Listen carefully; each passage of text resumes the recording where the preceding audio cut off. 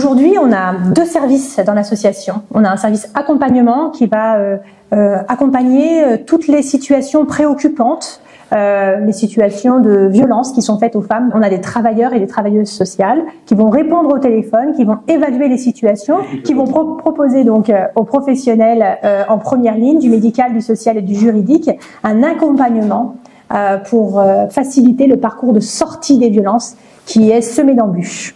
Dans l'association, en fait, tout le monde peut nous appeler, les femmes, les hommes, et ce qui nous intéresse, en fait, c'est que nous allons accompagner les femmes et les enfants victimes de violences. Mais nous avons une quantité d'hommes qui nous appellent, qu'ils soient professionnels, témoins de ces situations. On a régulièrement des messieurs qui nous appellent en disant « Malheureusement, ma fille est victime de violences, ma collègue », et il est important pour nous de pouvoir soutenir toutes ces personnes à la sortie des violences. Nous allons évaluer la situation, savoir à quel niveau de dangerosité on est, et puis quels sont les besoins et les envies de cette personne qui est victime de violence. L'idée, c'est vraiment de s'adapter à son parcours, sa temporalité.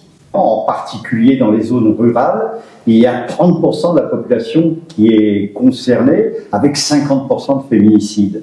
Quand on habite en milieu rural, ces situations de violence, elles durent plus longtemps, elles s'intensifient avec le temps et on a plus de risques d'avoir des féminicides, ce qui fait qu'on a ce si grand décalage, 50% des féminicides en milieu rural. Il faut aussi faire de la prévention et pour ça, eh bien, on va dans les écoles, dans les centres de formation, dans les associations, dans les entreprises, partout où la porte nous est ouverte pour essayer de, à la fois, mieux repérer ces situations de violence, savoir comment est-ce qu'on peut les voir alors qu'elles sont tout autour de nous et que c'est un fait.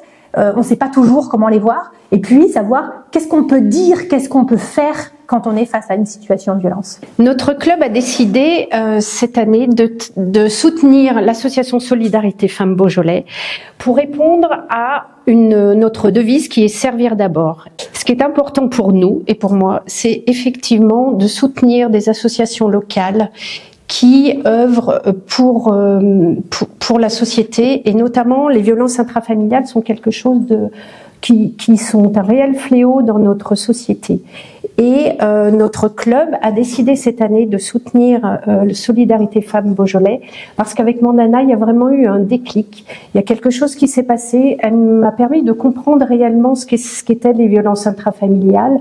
Et nous avons choisi donc de préparer une soirée caritative pour soutenir cette association.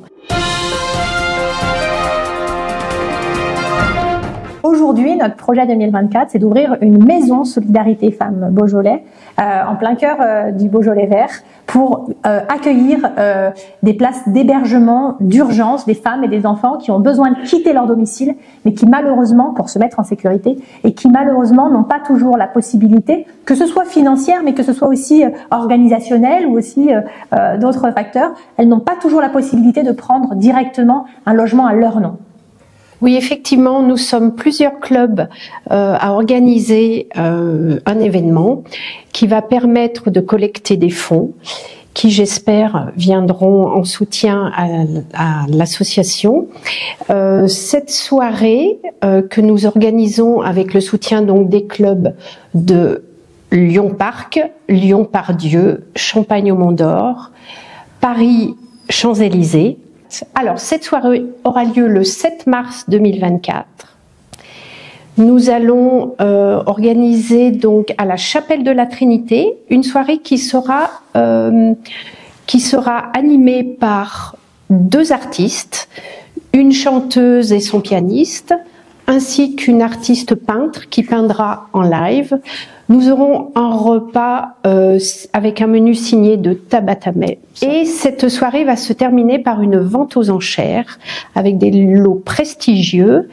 Et nous espérons que cette vente aux enchères apporteront une petite cerise sur le gâteau des bénéfices de la soirée. Évidemment, la soirée est ouverte à tous les clubs Rotary, mais pas seulement. Tout le monde peut accéder à cette soirée, tout le monde est invité. Il suffit de régler la somme de 150 €. Vous pouvez vous inscrire soit sur le site de Solidarité Femmes Beaujolais, soit sur le site du Rotary Club Lyon Sud. Et vous aurez donc accès à la page d'inscription. Merci mesdames. Merci à vous. Merci et rendez-vous le 7 mars 2024 à la Chapelle de la Trinité.